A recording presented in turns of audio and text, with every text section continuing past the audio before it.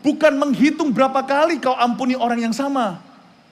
Tapi setiap kali kau berkesempatan untuk ampuni dia sama seperti dirimu kalau jatuh lagi pagi ini. Padahal kemarin sudah diampuni sama Tuhan Yesus. Tuhan akan mengampunimu lagi.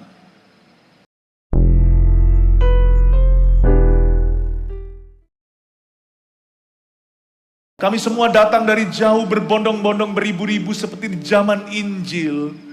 Karena semua orang haus akan Yesus, setiap jiwa butuh Tuhan. Kami datang bukan melihat pendeta, sekalipun pendeta hanyalah salurannya. Kami datang untuk menyaksikan Tuhan bekerja di hati orang. Roh Kudus bekerjalah, sembunyikan hamba di balik salib-Mu. Beritakan Injil ini di mana di situ ya Tuhan, batas sound system kami, Kau bawa dengan suara-Mu sendiri di dalam hati. Bagi setiap orang yang jauh mendengarnya, bahkan yang online sekarang. Angin membawa suara ini jauh sampai ke setiap kuping dan telinga. Sebab dari timbul pendengaran itu, muncul iman yang memerdekakan. Urapi Tuhan, dalam nama Yesus, haleluya. Amin, berikan tepuk tangan bagi Tuhan Yesus, haleluya. Yesaya pasal 11 ayat 1-3a. Bunyinya, suatu tunas akan keluar dari tunggul Isai. Dan taruk yang akan tumbuh dari pangkalnya akan berbuah. Roh Tuhan akan ada padanya, roh hikmat dan pengertian, roh nasihat dan keperkasaan, roh pengenalan dan takut akan Tuhan. 3a bunyinya demikian. Ya, kesenangannya ialah takut akan Tuhan. Saya ingin bicara kepada Anda tentang sahabat saya yang paling karib, namanya Allah Roh Kudus. Saya ingin memperkenalkan beliau bukan sebagai teori atau teologia. Saya ingin memperkenalkan seorang pribadi yang nyata lewat firman Allah dan kesaksian dengan tujuan untuk menularkan. Sebab malam ini lidah api itu akan turun lebih dari sekedar lidah-lidah dari sorga. Dia akan turun sebagai seorang pribadi yang Anda akan kenal secara intim, yang menyertaimu mulai sekarang sampai Anda mati atau sampai Tuhan datang. Pribadi ketiga dari Allah Tritunggal adalah Allah Roh Kudus itu sendiri yang sepenuhnya adalah Allah. Dia disebut sebagai pribadi ketiga bukan karena dia inferior, bukan karena dia lebih rendah, tapi pekerjaannya setelah kematian dan kebangkitan Yesus Kristus. Dimulailah zaman kepenuhan Roh Allah di dunia. Roh Kudus dicurahkan 2000 tahun lalu saat Pentakosta. Pentakosta bukan denominasi, bukan perdebatan gereja. Pentakosta bukan bahkan bukan sebuah keharusan, tapi sebuah kehausan bagi orang-orang yang merasa kering rohani, bahkan mati rohani. Saya percaya Roh Kudus hari ini masih merupakan janji Bapa bagi barang siapa yang memintanya. Tapi saya cerita dulu, Roh Kudus bukan hanya bahasa roh. Roh Kudus bukan hanya karunia-karunia roh. Roh Kudus bukan hanya orang sakit disembuhkan. Atau orang didoakan terjadi manifestasi, contohnya yang paling kelihatan orang rebah di dalam kuasa. Yang jadi perdebatan antar denominasi. Roh Kudus lebih dari itu. Saya ingin memperkenalkan Allah Roh Kudus ini kepada Kupang dan Nusa Tenggara Timur. Agar kita tidak hanya hati kita dipenuhi dengan agama. Kekristenan itu bukan agama, meskipun didaftarkan sebagai agama yang sah. Kekristenan itu hubungan dengan Allah. Dan hubungan itu hari ini dibawa oleh Allah Roh Kudus di dunia. Roh Kuduslah yang memperkenalkan kita lebih dalam lagi akan firman Allah. Yesus berkata, ketika dia datang penghiburmu itu, lebih baik aku pergi. Kalau aku nggak pergi secara fisik, dia nggak akan dicurahkan. Kalau hari ini Yesus hanya hadir secara badan, berarti Tuhan Yesus ada di Galilea, ada di Timur Tengah, hanya ada di Israel sana. Mau ketemu harus janjian, tapi sekarang dia hadir dalam rohnya. Di kamar setiap kita, di kamar mandi bahkan, di mana kapanpun Anda berseru rasa haus sama dia, dia di situ untuk menjamah. Yesus berkata lebih baik aku pergi. Kalau aku tidak pergi dia nggak akan datang. Dan kalau dia datang dia akan menginsafkan dunia. Dunia akan diinsafkan, akan kebenaran, akan dosanya, akan penghakiman. Bukan hanya itu. Dia akan memberitahumu perkara-perkara yang akan datang. Dia akan mengingatkanmu akan firman yang kuajarkan. Dan dia akan memuliakan aku. Dan dia akan bersaksi tentang aku. Saya tidak mau mengenal Yesus Kristus, Juru Selamat kita itu dari kedagingan. Atau hanya sekedar saya masuk sekolah teologi, bagi orang yang dipanggil jadi pendeta itu penting saya tahu. Tapi bukan hanya itu, sebab bukan dengan gagah dan perkasa kita, tapi oleh kuat kuasa Roh Kudus kita bisa mengenal Dia. Yang paling agen dengan A huruf besar yang bisa memperkenalkan kita kepada Yesus Kristus dengan cara yang benar, karena Dialah Roh kebenaran, hanya Roh Kudus. Buku tidak bisa membawa kita jauh, bahkan orang bisa selidiki Alkitab menjadi Farisi. Kalau kita tidak rendah hati, muka hati, Roh Kudus tuntun aku, Dialah Roh kebenaran. Siapa lagi yang bisa membuat kita lebih kenal Yesus kalau bukan Allah Roh Kudus, kalau bukan rohnya sendiri. Roh Kudus itu rohnya Yesus. Coba saya jelaskan sekarang ya. Di ayat pertama, Yesaya pasal 11, suatu tunas akan keluar dari tunggul Isai. Dan taruk yang akan tumbuh dari pangkalnya akan berbuah. Tunas di sini tiada lain adalah Yesus Kristus. Ini ayat 1 tentang Mesias, juru selamat kita. Yang menulis kitab Yesaya, ya Nabi Yesaya. Sebenarnya yang menulis Alkitab itu Roh Kudus. Lewat jari jemari orang-orang pilihan Allah. Ada dokter Lukas yang menulis perjanjian baru. Ada rasul-rasul, Paulus banyak sekali di perjanjian baru. Lalu di nabi-nabi di perjanjian lama, Musa pun menulis beberapa. Tapi semua yang menulis itu Roh Kudus. Di surat Timotius dikatakan, Roh Allah lah yang menghembusi sehingga firman ini inspirasi. Jadi sebenarnya Roh Kudus, coba lihat ya, Roh Kudus kalau tulis firman dia, Roh Kudus itu sifatnya rendah hati. Namanya rohnya Yesus, gak ada perbedaan. Roh Kudus ya seperti Yesus, Yesus ya seperti Roh Kudus. Ketiganya adalah satu. Dengarkan baik-baik ayat pertama, cara Roh Kudus tulis firman ini. Suatu tunas akan keluar dari tunggul Isai. Rendah hatinya luar biasa. Rendah hati sekali. Menyebut Tuhan Yesus itu keturunan Isai. Kenapa gak disebut keturunan Daud? Kan lebih hebat. Isai itu papanya Daud. Kurang dikenal sama masyarakat, sama orang Kristen gak ngerti. Kalau gak saya ceritakan gini, pasti banyak orang yang di sini gak menyadari Isai itu adalah ayah Raja Daud. Tapi kalau Yesus disebut, dia adalah anak Daud, semua orang tahu. Orang kalau penuh Roh Kudus itu gak akan sok-sokan. Lu tahu gak gua kenal siapa? Ngerti gak koneksiku siapa? Dia gak akan membesarkan diri atas dasar manusia. Orang yang penuh Roh Kudus itu rendah hati. Seperti Yesus, aku lemah lembut dan rendah hati. Sekarang Roh Kudus mengajari kita yang sama. Bahkan mengingatkan kita akan teladan Yesus Kristus, Juru Selamat kita. Bahwa kita pun harus rendah hati. Roh Kudus kalau tulis ayat begini, suatu tunas akan keluar dari tanggul Isai, dari tunggul Isai. Bukan Daudnya, Isainya. Cara ngalami Roh Kudus itu gampang. Tidak perlu ditumpangi tangan pendeta terkenal. Jangan-jangan kalau kita terlalu mengidolakan pendeta, nanti urapan dicabut dari dia. Karena lama-lama nanti Tuhan akan menganggap dia saingan Tuhan. Dia mencoba untuk menyaingi Allah. Kita semua ini hanya debu tanah. Saya ini hanya sapu lidinya. Sama. 11-12 kita ini daging darah. Hanya Yesus yang patut ditinggikan. Kalau Yesus aja tidak meninggikan dirinya, rohnya Yesus aja gak sok-sokan. Roh Kudus itu menjelaskan silsilah Yesus itu dari tunggulnya Isai. Cara mengalami Roh Kudus dan kepenuhan itu gampang. Rendah hati aja datang seperti kanak-kanak. Tapi saya gak punya uang. Bukankah Injil harus diberitakan pada orang miskin? Bukankah berbahagialah orang yang miskin di hadapan Allah? Bukankah Petrus berkata, emas perak tidak kupunya, apa yang kuberikan padamu. Lalu orang lumpuh dari lahir itu sembuh. Justru mujizat itu nyata. Kalau kita itu apa adanya. Kalau kita itu rendah hati. Datang ke dia itu dengan pas-pasan saja. Iman kita juga gak usah besar. Saya gak bisa ngalami mujizat Pastor Philip. Karena imanku ini gak kuat. Jangan-jangan orang yang merasa imannya kuat nanti akan sok-sokan. Iman datang ke Tuhan itu pas-pasan aja. Sebesar biji sesawi asal ada.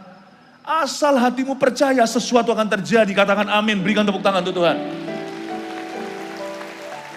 Suatu tunas akan keluar dari tunggul Isai. Very humble, rendah hati Roh Kudus itu. Cara nulis ayatnya aja gak gaya-gayaan. Gak gaya-gayaan. Dan taruk yang akan tumbuh dari pangkalnya akan berbuah. Ini menunjuk ke Yesus Kristus. Sekarang kita lihat ya, Roh Kudus itu siapa? Luar biasa. Jarang-jarang ini yang menulis ayat-ayat di firman lewat jari jemari manusia yang dipilihnya. Menulis tentang dirinya. Karena Yesus berkata gini tentang Roh Kudus. Dia tidak akan berbicara tentang dirinya. Dia akan berbicara tentang aku. Makanya orang yang penuh dengan Roh Kudus gak akan ngomong tentang dirinya melulu. Pasti ngomong soal Yesus. Nggak mungkin lah apa-apa aku. Pasti Tuhan, dia harus makin bertambah, aku harus makin berkurang. Nama Yesus saja disembah, ku di baris paling belakang. Coba dia yang jarang bicara tentang dirinya, apa yang kira-kira beliau katakan tentang dirinya? Ayat 2, Roh Tuhan akan ada padanya. Ingat ya baptisan Yesus, waktu di sungai Yordan kita nggak lihat tapi kita baca di Alkitab, langit terbuka kan? Yohanes melihat ada Roh Kudus turun, hinggap ke atasnya seperti burung merpati. Luar biasa. Yesus Kristus loh, anak Allah, ilahi. Dia adalah Allah. Pada mulanya adalah firman itu bersama dengan Allah. Firman itu adalah Allah, segala sesuatu diciptakan oleh dia. Tiada satu pun yang jadi, jikalau bukan karenanya.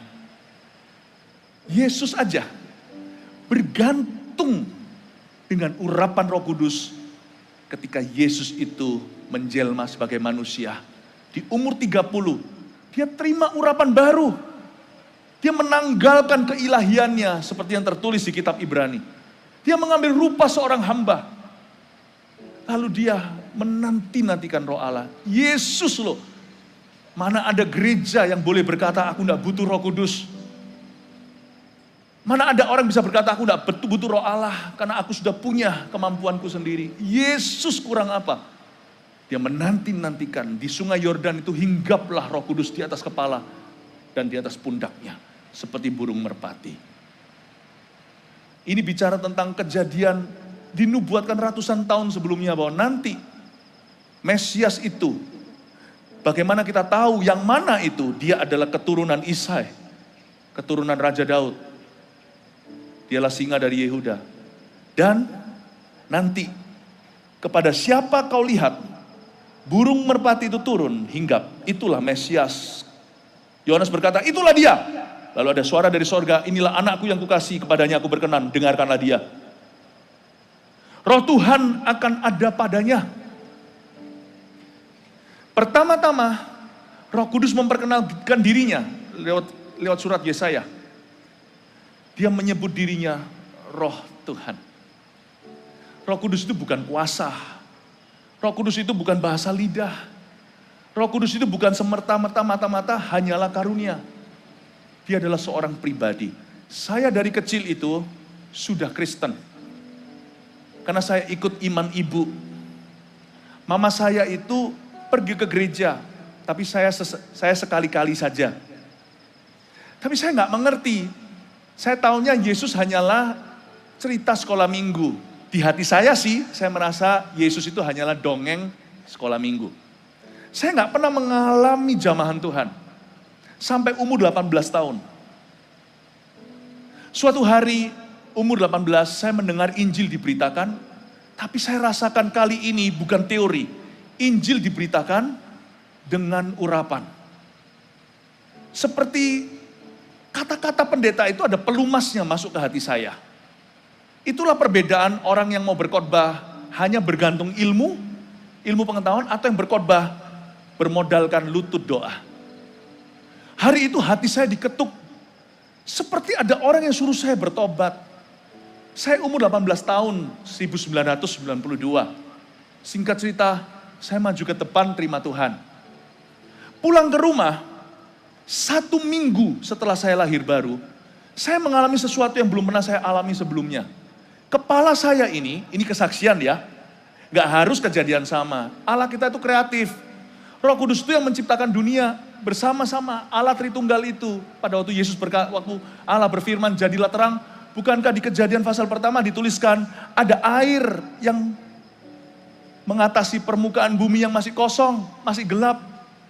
Ada air, lalu Roh Allah melayang-layang. Melayang-layang, lalu jadilah firman. Jadi Roh Kudus itu adalah pencipta. Dia adalah Allah. Dia itu kreatif. Gak perlu kasih pengalaman yang sama kepada dua orang. Setiap kita punya pengalaman yang sendiri-sendiri dengan Tuhan. Dan pengalaman itu bukan untuk sok-sokan. Gak perlu kita banding-bandingkan, aku lebih dicinta Tuhan karena aku mendapatkan penampakan Yesus, kamu enggak. Kamu dulu bertobat terima Yesusnya, lahir barunya cuman dengan apa? Hanya sekedar percaya, ada damai di hati gitu aja. Gak ada pengalaman yang lebih ajaib. Gak ada pengalaman yang lebih mujizat. Setiap perjumpaan dengan Tuhan itu ajaib dan mujizat. Amin. Saya percaya hari ini setiap Anda akan dirangkul oleh Tuhan Yesus. Berikan tepuk tangan bagi Tuhan. Tapi saya mengalami sesuatu yang sangat spesial. Saya selama 1 minggu itu dibelai-belai kepala saya. Dan itu bukan perasaan belaka. Beneran ada tangan yang gak kelihatan sampai saya ketakutan. Sempat saya mikir, ini rumah ada setannya kali. Tapi aneh, tiap kali saya dibelai, di satu sisi kepala saya, itu saya gak merasa hilang damai sejahtera. Hati saya merasa tenang, setiap belayannya itu mengundang kasih. Saya merasa ingin lebih mengasihi Yesus, lebih ingin untuk hidup kudus.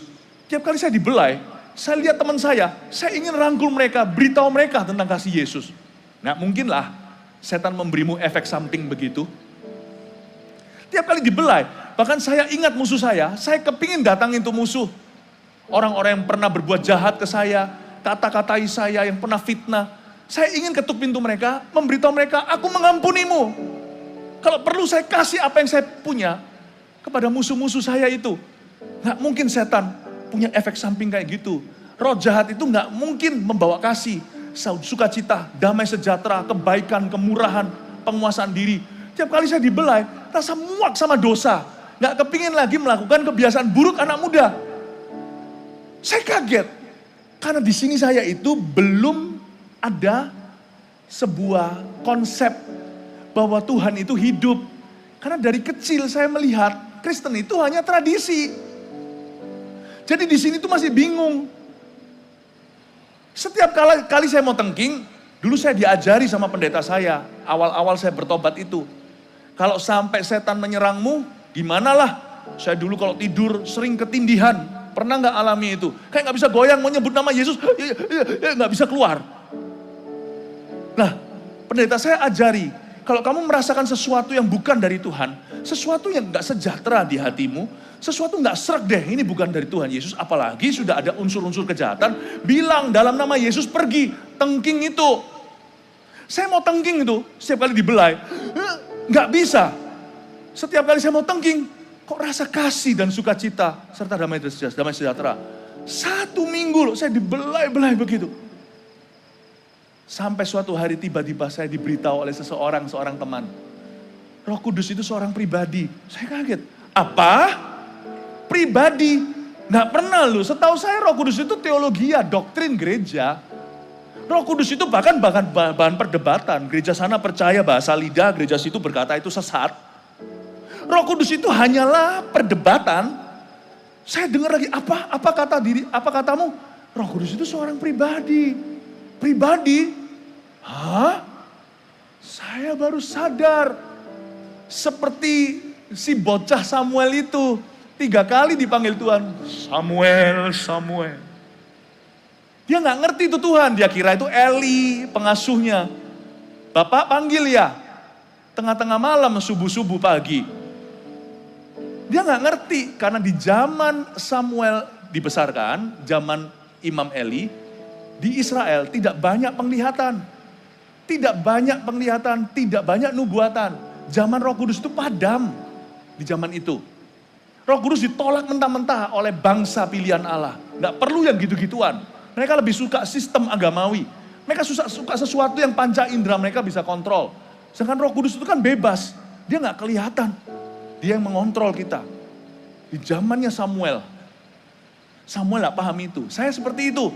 Saya setelah itu kembali pulang sekolah, saya masih ingat, saya masuk ke kamar saya. Menangislah saya berkata, ternyata itu Engkau ya Tuhan. Maafkan kebodohanku, aku gak ngerti, dibelai-belai begini. Selama 1 minggu nonstop loh, bayangkan. Jadi saya harus tahan tangisan. Karena dulu saya punya kepercayaan, kalau orang cowok itu gak boleh nangis kalau jantan. Tapi kalau nangis di hadirat Tuhan itu lain cerita saudara. Saya dibelai-belai gitu rasa seperti gimana. Akhirnya saya nggak tahan di depan orang, bayangkan. Dibelai-belai gitu pada waktu saya sekolah. Lagi pelajaran, coba bayangkan gimana konsentrasinya. Hari itu saya ngerti. Saya pulang sekolah, taruh tas saya masuk ke dalam hadirat Allah. Saya kunci pintu di belakang saya berkata, Roh Kudus, Philip di sini, berbicaralah. Saya rebah di bawah kuasa Roh Kudus di dalam kamar, bukan kamar doa, kamar cuci baju. Ada mesin cucinya di situ. Saya dilawat Roh Kudus. Saya nggak pernah alami yang gitu. Saya rebah dilawat Tuhan. Saya nggak pernah ngerti gini-ginian. Saya nggak pernah ke gereja Pentakosta, gereja karismatik. Saya nggak pernah. Dan saya merasa takut awalnya. Tapi damai. Sejak hari itu saya mengerti. Roh Kudus adalah roh Tuhan.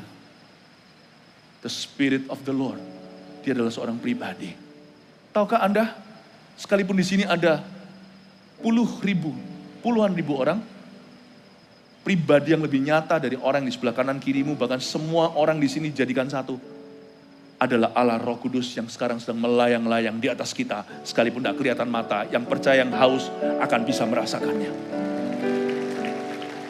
Roh Tuhan ada padanya.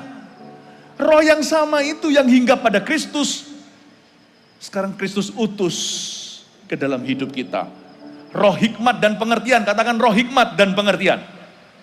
Katakan dengan keras, roh hikmat dan pengertian. Wah, Roh Kudus itu kalau memenuhi hidup kita, bukan kita akan dapat hikmat, tapi kita akan dapat roh hikmat. Kalau Anda baca hikmat itu apa, pengertian itu apa, coba baca kitab Injil. Anda pasti akan terkagum-kagum sama Yesus Kristus. Yesus Kristus, Tuhan Yesus, berkali-kali dijebak oleh pertanyaan sama si Farisi dan ahli Taurat. Tapi tidak bisa mereka menjebaknya, karena hikmatnya luar biasa. Bahkan muridnya sendiri yang tidak bermaksud menjebak, tanya sama dia, pertanyaan sederhana seperti, berapa kali kami harus mengampuni? Petrus kasih standar manusia yang tinggi. 7 kali ya Tuhan. 7 kali. 7 kali itu kenapa angka 7? Bangsa Yahudi percaya angka 7 itu melambangkan kesempurnaan. Artinya harus sempurna ya pengampunan. Tuhan berkata bukan 7 kali Petrus. 7 kali 70. Berarti setiap kali. Kalau engkau pernah mengampuni, dengan kata lain, ini hikmatnya. Tidak dijelaskan, tapi hari ini murid-murid Yesus masih bisa menjabarkan. Coba saya jabarkan dengan hikmat Allah. Apa maksud Yesus 7 kali 70 kali? Luar biasa. Kalau dirimu pernah mengampuni seseorang kemarin dulu, jangan dihitung. Aku sudah mengampunimu kedua kali. Kalau kita pernah mengampuni orang 10 tahun lalu, kita masih bisa kerasukan roh kepahitan hari ini. Kalau kita tidak mau mengampuni, menyimpan dendam orang. 7 kali 70 kali itu hikmat yang luar biasa, artinya bukan menghitung berapa kali kau ampuni orang yang sama. Tapi setiap kali kau berkesempatan untuk ampuni dia sama seperti dirimu kalau jatuh lagi pagi ini. Padahal kemarin sudah diampuni sama Tuhan Yesus, Tuhan akan mengampunimu lagi. Wow, hikmatnya itu wow. Lalu Yesus ditanyakan, lalu Yesus tambahkan, barang siapa menampar pipi kananmu, kasih pipi kirimu. Oh, kok enak. Orang kalau tampar pipi kanan, ya saya tampar pipi kirinya lah. Tapi Tuhan bilang jangan. Kalau kamu menampar mereka, kamu jadi seperti mereka, dikutuki seperti mereka, dihukum Allah. Kalau orang menamparmu dengan pipi kananmu, kamu tidak akan mati, enggak? Kalau untuk menampar pipi kananmu, mereka harus pakai tangan kiri. Sedangkan sebagian besar manusia itu bertangan kanan. Bukan kidal. Pukulan kiri, tangan lebih lemah, tidak akan membuatmu KO. Tapi akan membuatmu sadar. Membuatmu waspada. Ini hikmat Allah. Kalau kamu kasih pipi kirimu, bukan untuk ditampar lagi, kamu kasih pipi kiri, berarti kamu dan orang yang menamparmu beda. Beda liga, beda level, beda dunia. Dia penampar, kamu akan menjadi pengasih. Bukankah kasih pipi kiri? Pengasih, yang sana nampar, penampar. Yang sini ngasih, pemberi. Jangan mau sama dengan orang yang menganiayamu. Mereka bisa menamparmu, kamu harus terus memberi. Mereka akan dikutuki, kamu akan diberkati. Kasih tepuk tangan bagi Tuhan. Wow, hikmat-Mu Tuhan, hikmat-Mu. Orang Saduki coba jebak dia dengan sebuah pertanyaan. Karena mereka tidak percaya kebangkitan. Bedanya orang Saduki dan Farisi di sini. Orang Farisi itu peraturan. Orang Saduki nggak percaya kebangkitan. Orang Farisi percaya kebangkitan. Tapi mereka tidak mau mengasihi. Orang Saduki jebak dia. Bagaimana kalau ada satu orang mati, lalu dia menikah dengan saudaranya, seorang perempuan, jadi janda. Kan hukum di Israel gitu. Harus menikah dengan saudaranya yang masih bujangan. 7 mati meninggal itu istri siapa tuh di sorga? Di kebangkitan yang akan datang, Tuhan jawab, kamu jangan sesat, orang hidup tidak kawin mengawinkan. Nanti di sorga. Lalu Tuhan berkata gini, dan Tuhan, Allahmu itu bukan Allah orang mati. Bukankah dia menyebut dirinya, aku Allah Abraham, Ishak dan Yakub? Berarti orang-orang yang kau sebut mati itu, mereka sekarang hidup, cuma di alam yang lain, yaitu di sorga. Tuhan lemparkan kembali ke mereka, kamu masuk sorga gak? Percaya aja kagak? Percaya sorga aja tidak? Wah, keantem kembali. Mereka tadinya mau ngantem Yesus, keantem dengan pertanyaan Yesus. Wow, hikmatnya. Dari mana hikmatnya Tuhan itu? Dengar Bapak Ibu Saudara, permulaan bangunnya Kupang. Saya bicara tentang kerajaan Allah, tapi izinkan saya juga bicara untuk kepentingan kota. Kupang kalau mau bangkit, Indonesia Timur bangkit. Bukan dimulai bahkan dengan pendidikan.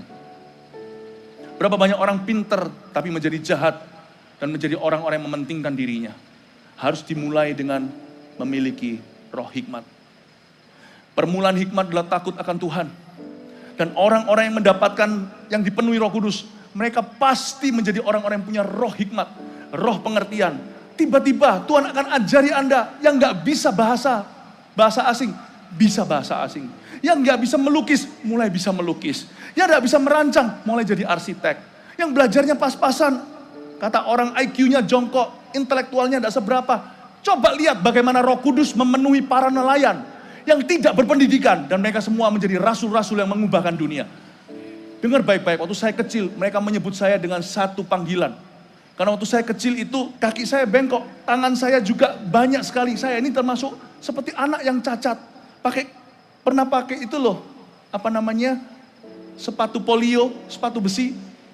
Umur 6 tahun, anak Anda sudah bisa baca. Saya nggak bisa tulis nama saya.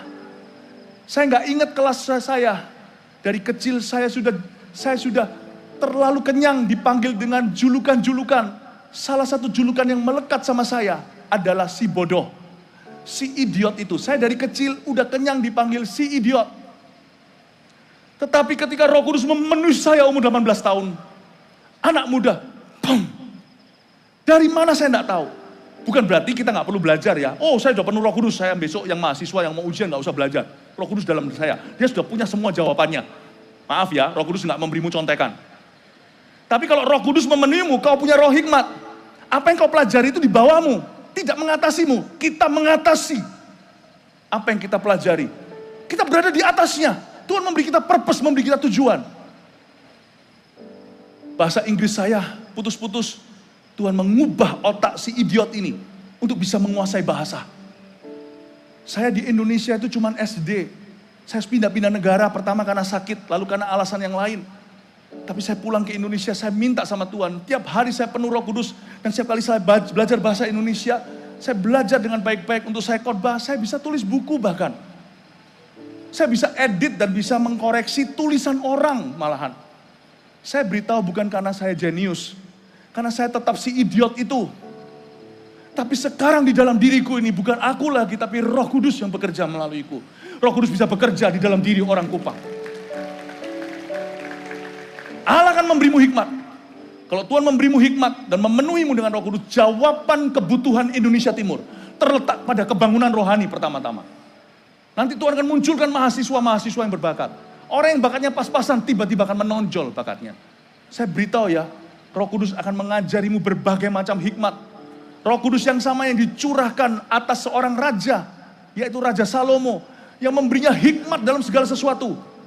Roh Kudus yang sama yang bisa memberimu hikmat. Roh Kudus yang sama yang dicurahkan atas para nelayan, mengubah mereka menjadi pemimpin-pemimpin yang luar biasa. Roh Kudus yang sama yang dicurahkan. Haleluya. Anda tidak perlu menjadi orang besar, orang hebat, orang penting, orang berpendidikan tinggi. Anda bisa mulai apa adanya sekarang. Dengan rendah hati dan seperti datang dengan hati seperti anak kecil, Anda menerima, sesuatu akan terjadi, hidupmu akan diubahnya. Amin Bapak Ibu Saudara. Saya masih ingat suatu hari, saya nekat. Sebagai orang Indonesia kita sudah dilatih, punya mental seperti orang yang dijajah. Selalu kita mikir bahwa made in luar negeri, yang di luar negeri itu selalu lebih baik. Tapi saya nggak ngerti bahwa orang Indonesia juga bisa dipakai sebagai misionaris. Tahun 2011, saya berada di Taiwan. Satu stadion besar. Saya sampai khawatir loh. Karena kebudayaan minder saya mulai keluar. Bisa nggak penuh? Stadion itu di negeri orang, kalau di negeri sendiri mungkin bisa. Itu stadion puluhan ribu. Bisa ke orang Taiwan datang untuk melihat orang Indonesia. Bukan nyanyi ini, khotbah lagi. Khotbah itu nggak populer di mana-mana. Tapi tempat itu penuh. Saya berkata sama Tuhan, Tuhan ini adalah khotbah saya terakhir di Taiwan setelah 5 tahun pelayanan. Saya berkata, Tuhan kasih aku hikmat. Saya bicara sama orang yang jemput saya, itu orang Taiwan. Saya sengaja ngomong banyak sama dia. Sambil handphone saya di tangan. Saya sambil catat, kira-kira saya nggak bisa tulisan Mandarin. Tapi saya bisa tulis ABCDE, alfabet kita. Saya tuliskan gini, saya ngomong sama dia, saya catat. Sampailah saya di stadion itu, saya beritahu sama penterjemah saya nggak perlu kau terjemahkan. Saya khotbah pakai bahasa Taiwan. Saya masih ingat 2011 di stadion itu. Saya ngomong ini bukan untuk meninggikan diri. Saya beritahu Roh Kudus bisa pakai nelayan, Roh Kudus bisa pakai kita. Sebab orang yang terima Yesus, Roh Kudus tinggal dalam dirinya, roh hikmat ada di dalamnya. Kalau Anda lihat, semua cerita Yesus, hikmat dan bijaksananya, pengertian beliau di kitab Injil Matius, Markus, Lukas, Yohanes, itu semua adalah milikmu. Sebab roh sama yang hinggap pada Yesus, sekarang tinggal di dalam dirimu. Dialah roh hikmat segala pengertian. Semua hikmat Yesus ada di dalam diri Anda. Kasih tepuk tangan untuk Tuhan. Saya tidak ajari Anda untuk percaya diri, saya ajari Anda untuk percaya Tuhan. Dengar baik-baik. Semua hikmat Yesus di Alkitab, itu sudah ada di dalam dirimu. Semua yang kau kagumi akan Tuhan kita itu, semua sudah ada di dalam dirimu. Ketika Roh Kudus memenuhimu. Letakkan tangan di dada, katakan, Roh Kudus penuhi aku. Berikan tepuk tangan untuk Tuhan. Roh nasihat dan keperkasaan, katakan roh nasihat dan keperkasaan. Oh haleluya. Tuhan akan angkat derajat orang-orang yang penuh dengan Roh Kudus dari orang-orang yang perlu dikonselingin menjadi orang-orang yang memberi nasihat. Salah satu manifestasi Roh Kudus ketika memenuhi seorang anak Tuhan. Pasti anak Tuhan lah. Anak setan gak akan dipenuhi Roh Kudus kecuali dia bertobat dulu dari setannya. Ketika Roh Kudus memenuhi orang Kristen, orang yang mengaku Yesus sebagai Kristus, maka orang itu akan kata-katanya akan berbobot. Salah satu tanda bahwa Roh Kudus itu penuh dan tinggal dalam diri seseorang adalah kata-katanya berkualitas. Dia adalah roh nasihat. Dengarkan baik-baik. Penasihat itu tinggal di dalam kita. Roh nasihat dan keperkasaan. Tuhan Yesus memberikan kepada kita kemampuan untuk berbicara dengan bobot. Makanya orang yang penuh Roh Kudus, mulutnya bisa dipegang. Tepat janji. Kata-katanya mengandung kuasa. Sejak saya kepenuhan Roh Kudus, terutama tahun 1995 hingga hari ini, saya sangat hati-hati. Itu pun berkali-kali masih aja kita bisa salah bicara. Apalagi orang yang los-losan, lepasan, tidak ada kekang pada mulutnya. Kita harus jaga. Kita ngomong apa itu ada kuasanya. Kita bicara apa ada kuasanya. Hati-hati. Mulut kita itu penuh dengan kuasa. Kalau sudah dipenuhi dengan lidah api, roh nasihat, Tuhan memberi kita kemampuan untuk bisa berbicara dengan kuat kuasa Roh Kudus.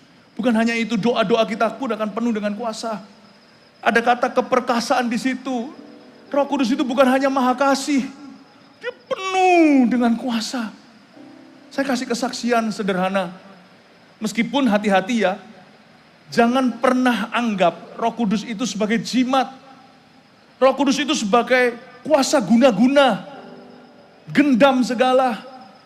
Roh Kudus tidak bisa dijadikan dijadikan tuyul seseorang, atau dijadikan seperti roh jahat kiriman. Gak bisa. Kebanyakan orang itu cuma suka perbuatan Roh Kudus yang sifatnya fisik, yang sifatnya jasmani. Loh, itu iya. Persis seperti Yesus Kristus waktu Roh Kudus hinggap pada Yesus Kristus dalam pelayanannya di atas muka bumi. Yesus kan menghadapi satu orang lumpuh yang diturunkan dari atap tuh. 4 orang beriman. Karena tempatnya sesak-sesak ya kan. Lalu diturunkan di tengah-tengah. Lalu mereka semuanya menunggu-nunggu Yesus akan sembuhkan orang itu atau enggak. Ketika Yesus berkata sama si lumpuh itu, dosamu disembuhkan. Orang-orang itu berkata, dia menghujat. Siapa bisa sembuhkan dosa? Siapa bisa ampuni dosa kecuali Allah? Karena mereka nggak percaya Yesus adalah Allah. Mereka hanya percaya Yesus hanyalah nabi. Yesus hanyalah guru atau rabi. Tapi Yesus tahu baca pikirannya. Karena Yesus maha tahu. Langsung dia berkata, mana lebih gampang? Berkata, hai kamu si lumpuh, dosamu diampuni, atau angkatlah tilammu dan berjalanlah, supaya kamu tahu bahwa anak manusia punya kuasa untuk mengampuni dosa. Yesus itu rendah hati ya, sekalipun dia bisa sebut dia anak Allah, bahkan Allah, dia sebut dia anak manusia, merendahkan hati itulah permulaan kuasa. Dan dia berkata, anak manusia punya kuasa untuk mengampuni dosa. Dia bicara fakta. Dan dia berkata, hai lumpuh, berdiri, angkatlah tilammu, go home, pulang ke rumah. Mereka tercengang ketika si lumpuh itu berjalan. Ada 2 macam pekerjaan Tuhan hari itu yang dilakukan dalam kuat kuasa Roh Kudus lewat pelayanan Yesus. Dia melakukan operasi di luar, orang itu lumpuh berjalan. Tapi Tuhan juga melakukan operasi di dalam. Banyak orang hanya suka pekerjaan Roh Kudus yang demonstrasinya bisa kelihatan. Lumpuh berjalan.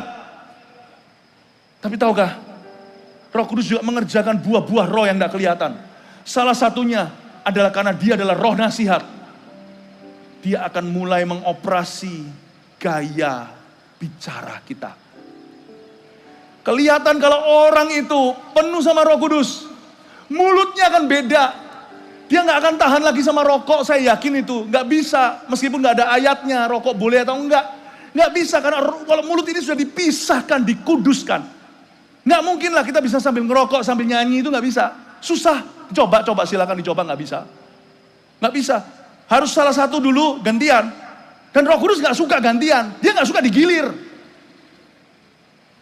Roh Kudus itu Allah, dia mau jadi satu-satunya. Dia mau Yesus ditinggikan dan dia satu-satunya. Mulutnya itu kalau sudah dipisahkan, dikhususkan untuk pekerjaan Allah, dikhususkan untuk kerajaan Tuhan. Mulutnya pasti gak tahan. Kena nikotin. Gak akan bisa tahan. Gak bisa. Sebab bukan hanya itu, Roh Kudus melakukan pekerjaan yang gak kelihatan, bukan hanya yang demonstratif, yang kelihatan secara jasmani. Roh Kudus akan mengoperasi dari dalam, mengubah orang itu yang selalu jadi korban, orang itu seorang pendosa, menjadi seorang penasehat. Luar biasa loh. Dia mulai mengubahkan kita dari dalam, bukan hanya lumpuh berjalan. Dia mulai mengubah orang yang selalu menjadi sampah sorga, berubah menjadi penasehat. Luar biasa ya. Bukan hanya itu, keperkasaan, power. Dulunya orang itu lemah. Artinya penuh kelemahan, tidak berdaya. Jangankan nolong orang lain. Nolong orang lain mana bisa. Dia tolong dirinya sendiri aja gak mampu kok. Tapi Roh Kudus itu menjadi roh keperkasaan. Kenapa? Dulu orang itu gak mampu tolong sendiri, sekarang dia bahkan bisa tolong orang. Bahkan dia bisa selamatkan seluruh keluarganya. Kisah Para Rasul 16 ayat 31. Barang siapa percaya kepada Tuhan, seluruh isi rumah tangannya diselamatkan. Dan dia bisa selamatkan banyak orang. Aneh. Sepasang papa mama orang tua pun heran melihat perubahan hidupmu. Yang anak-anak muda misalnya. Ini orang dulu ini. Ini adalah seorang pemuda yang bermasalah. Sekarang dia jadi pemenang jiwa. Dulu dia penjala ikan biasa. Sekarang dia menjadi penjala manusia. Roh keperkasaan. Dulunya gagap, sekarang bisa berkhotbah. Luar biasa. Saya pernah mengalami sesuatu. 2 sesuatu, bukan sesuatu. Saya masih ingat ketika saya baru lahir baru, tidak lama setelah itu. Setelah saya penuh dengan Roh Kudus tahun 95. Saya berdoa di sebuah rumah. Waktu saya berdoa itu saya dilawat sama Tuhan. Dan saya mulai doakan teman-teman saya. Ini kejadian sekali aja dalam hidup saya belum lihat ini diulangi dalam kehidupan saya. Saya berdoa untuk teman-teman saya itu ada di luar. Bukan di luar, di rumah saya, tapi lagi ada di ruang tamu, di kamar ini, di situ. Waktu itu saya tinggal di rumah yang cukup besar. Saya berdoa. Setelah saya berdoa betul-betul dilawat Roh Kudus, saya berbahasa roh bahkan. Saya menangis di lawat Tuhan, tidak rebah tapi saya tetap berlutut, saya berdiri, saya berdoa sembahyang. Saya keluar dari kamar itu masih gemetaran, karena kuasa Tuhan di kamar saya. Saya keluar melihat teman-teman saya satu persatu di lawat Tuhan. Yang satu di ruang tamu dalam keadaan terlentang seperti itu, dijamah Roh Kudus, gak bisa berdiri. Di kamar satunya lagi, di mana-mana saya lihat semua dengar tangisan, semua berkata sedang berseru sama Tuhan. Saya kaget loh, gak pernah loh. Doa saya dulu itu hanyalah untuk diriku sendiri. Tuhan tolonglah, ampunilah, dikit-dikit ampunilah, ampunilah. Selalu tertuduh, selalu salah, selalu cuma minta maaf sama Tuhan, ampunilah, ampunilah. Sekarang doa saya dibawa Tuhan kepada level perkasa. Saya bisa patahkan kuasa setan dalam diri orang lain. Saya bisa berdoa supaya Tuhan urapi mereka. Saya berdoa yang jiwa-jiwa yang tersesat bisa diselamatkan. Saya keluar dari kamar saya melihat Tuhan langsung jawab doa saya. Saya kaget. Lalu berapa tahun kemudian saya pergi ke Salatiga, sebuah kota di Jawa Tengah. Saya duduk di situ, itu rumah penuh sekali, sebuah sekretariat gereja. Saya bicara dengan anak-anak muda itu semua mahasiswa. Di ruangan itu hanya bisa nampung berapa puluh, di luar lorong sana sampai luar halaman itu orang-orang duduk nguping-nguping begini, kayak begini. Cuman jumlahnya ratusan, bukan puluhan ribu. Nguping begini. Saya masih ingat, waktu itu saya hanya berkata, ayo kita berdoa. Oh, Roh Kudus kau hadir di sini. Orang mulai rebah di ruangan itu, puluhan orang. Saya kaget kan, wah saya biarkan Tuhan melawat mereka. Nah saya keluar, karena lawatan itu gak berhenti sekian jam. Saya keluar, mau hendak meninggalkan rumah itu, saya melihat sampai di jalanan itu orang rebah. Saya berkata, Tuhan, saya ini, si idiot ini, si bodoh ini, gak pernah bayangkan hari seperti ini akan tiba dalam hidup saya. Kenapa kau buat doaku perkasa? Seperti Roh Kudus memberi saya pengertian. Sebab ketika engkau berserah kepada aku, Roh Kudus akan berkuasa lewat hidupmu. Dan doa-doamu akan menjadi perkasa. Penginjilanmu akan menjadi perkasa. Saya terkejut sekali. Ternyata orang Kristen itu bukan dikasih roh agama sama Tuhan. Dikasih roh kuasa sama Tuhan. Sehingga engkau akan menginjil. Dari malam ini saya bernubuat dalam nama Yesus. Dengar baik-baik semua yang punya telinga. Mulai malam ini. Kita kira malam Pentakosta hanya malam ini. Bukan. Dari malam ini. Injil akan tersebar sampai ke semua pelosok Nusa Tenggara Timur dari semua yang diwakili. Setiap kota yang diwakili di sini. Anda akan menjadi penjala manusia. Anda datang sebagai orang yang dikalahkan sama setan. Anda datang sebagai orang yang merasa diri korban. Selalu minta maaf, minta ampun saja. Anda pulang dari sini, semua Anda akan menjadi penjala manusia. Semua Anda menjadi utusan Kristus, pembawa api dan obor kebangunan rohani. Pergi nanti, seperti Roh Kudus akan menjadi seperti roh misi, akan mengurapimu sampai ke setiap kampung halamanmu, akan mengalami lawatan Tuhan. Kalau Tuhan bisa bekerja pada si bodoh ini, Tuhan bisa bekerja pada Anda. Allah akan melakukan yang sama. Anda akan melihat lawatan Roh Kudus sampai jauh, di luar-luar ekspektasimu. Haleluya, kasih tepuk tangan bagi Tuhan. Terakhir, roh pengenalan dan takut akan Tuhan. Katakan roh pengenalan dan takut akan Tuhan. Oh haleluya. Roh Kudus itu dicurahkan supaya kita itu bisa kenal Tuhan. Bukan kuasa dulu. Tuhan. Aneh ya.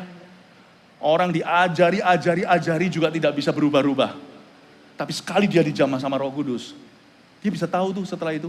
Apa yang mendukakan hati Tuhan dia mengerti. Apa yang Tuhan suka, apa yang Tuhan tidak suka dia bisa bedakan. Ini yang ditulis di dalam kitab Perjanjian Baru maupun Perjanjian Lama. Dan aku akan mencurahkan rohku. Dan aku akan mengampuni dosa mereka dan tidak mengingat lagi kesalahan mereka. Dan hukumku akan ditulis bukan pada loh batu tapi loh hati. Pelayanan Roh Kudus itu membuat kita semua akan mengenal Tuhan. Bapak Ibu Saudara, kalau kita hanya coba mengenal Tuhan dengan kemampuan kita, hanya sebatas saja. Tapi kalau Roh Kudus itu benar-benar bekerja dalam gereja, di dalam kota, di dalam jiwa seseorang, Anda akan mengenal Tuhan sekalipun Anda tidak diajari. Dan terakhir itu, roh takut akan Tuhan. Katakan roh takut akan Tuhan. Tahukah Roh Kudus itu tugasnya, dia punya satu misi dalam hidupan kita. Yaitu mengajarkan kita untuk tunduk, menundukkan diri sama kehendak Allah. Roh Kudus itu roh penundukan kepada Tuhan. Kesenangannya ialah takut akan Tuhan. Orang yang penuh Roh Kudus pasti makin hari makin cinta Yesus, makin benci dosa, bukan sebaliknya. Roh Kudus itu roh takut akan Tuhan. Mengajari kita untuk menghormati nama Tuhan, menghargai firman Tuhan, untuk tunduk kepada Tuhan Yesus. Tidak heran Ketika Roh Kudus hadir, karena firman Tuhan berkata, di mana ada Roh Allah, di situ ada roh kemerdekaan. Ketika Roh Kudus hadir secara nyata, urapan Tuhan tiba-tiba ada aja orang yang teriak, wah, seperti memberontak. Dan orang-orang yang kurang berpengalaman, kadang-kadang salah kira, salah sangka. Makanya inilah peran sang hamba Tuhan untuk menjelaskan bahwa yang teriak itu bukan Roh Kudus. Sama Roh Kudus gak gitu kelakuannya. Yang teriak itu roh jahat yang gak tahan sama Roh Allah. Itu yang gak tahan. Mereka yang masih menyimpan kepahitan, mereka yang terlibat dalam okultisme, dalam dosa seks yang berkelamaan, mereka yang kena narkoba, diikat sama sabu-sabu, orang-orang yang masih tidak mau mengampuni papanya, ayahnya, yang kayak begini ini, yang mau bunuh diri, ini teriak dulu. Nah, sehingga banyak orang terkejut, lihat lu, kenapa Roh Kudus buat orang teriak-teriak? Bukan, Roh Kudus itu roh takut akan Tuhan, kesenangannya adalah takut akan Allah. Dia ajarkan kita untuk tunduk pada kehendak Allah. Dan pada waktu roh itu dicurahkan, ada roh di dalam diri orang yang belum beres tuh, yang akan memberontak, tidak tahan. Dan dia teriak. Teriak sebagai bentuk tidak tahan di dalamnya. Api-api panas. Seperti zaman Filipus di Samaria. Semua setan-setan itu keluar dari orang-orang, termasuk orang-orang lumpuh. Yang sakitnya bukan secara fisik, tapi sakitnya karena kutuk. Itu keluar dari mereka dengan jeritan-jeritan yang dahsyat. Roh jahat itu gak tahan. Ketika Roh Kudus tiba, karena dia membawa kemerdekaan, diajari tunduk gak mau, orangnya mau. Tapi roh jahat di dalam diri orang itu yang sudah berabad-abad memberontak. Karena itu terjadi peperangan rohani. Tapi setelah episode teriak-teriak itu selesai, orang itu akan dituntun tiap hari untuk tunduk pada kehendak Allah. Seperti Roh Kudus di zamannya pelayanan Tuhan Yesus selalu memberinya kekuatan. Ketika di Getsemani untuk berkata, bukan kehendakku, tapi kehendakmu Bapa yang terjadi. Roh itu akan mengajarkan kita yang sama. Orang yang punya Roh Kudus itu punya kekang, punya rasa takut. Saya dulu kalau emosi saya masih ingat, aduh saya ini anak muda yang emosian. Tapi sejak saya mendekat sama Roh Kudus bukan berarti saya gak bisa berbuat dosa, bisa. Tapi rintangannya banyak, rintangannya dari dalam. Tuhan itu menjadi penguasaan diriku. Tiap kali saya emosi, ya perut saya itu keram. Itu salah satu perjanjian saya dengan Tuhan. Roh Kudus itu bantu saya sehingga saya nggak langsung kalap. Bisa perut saya keram. Saya diingatkan sabar. Karena salah satu buah roh yang utama adalah kesabaran. Bapak Ibu Saudara, jangan Anda khawatir. Aku ini nggak bisa lepas dari dosaku. Bisa. Biar Roh Kudus yang membantumu, Roma 8 dalam kelemahan. Bahkan dia memberimu bahasa lidah. Memberimu karunia untuk bisa berdoa sembahyang ketika Anda tidak tahu mau gimana doakan. Ketika Anda frustrasi dengan diri sendiri, termasuk dengan orang lain. Anda bisa bypass, Anda bisa berdoa langsung ke tahta Bapa. Tanpa melalui akal budimu yang selalu menentangmu. Mungkinkah, Tuhankah, atau ini perasaanku. Luar biasa, Roh Kudus itu cukup bagimu. Untuk bisa membantumu dalam kelemahanmu. Pornografi, masturbasi, dan semua dosa-dosa itu. Dan malam Pentakosta bukan untuk orang-orang suci. Malam Pentakosta untuk orang-orang lemah. Orang-orang yang berkata, aku butuh Roh Kudus. Aku butuh campur tangannya. Seperti pendeta itu tadi yang berbicara. Dia emosian waktu masih muda. Tapi aku bisa. Aku akan bergantung dengan Roh Kudus. Aku sekarang mengerti bukan dengan gagah perkasa manusia. Aku berhasil mengatasi kelemahanku. Tapi oleh kuat kuasa Roh Kudus di dalam diriku. Hari ini aku membuka diri untuk diurapi. Yang membuka diri untuk diurapi, berikan tepuk tangan untuk Tuhan Yesus. Terima kasih Tuhan, terpujilah namamu.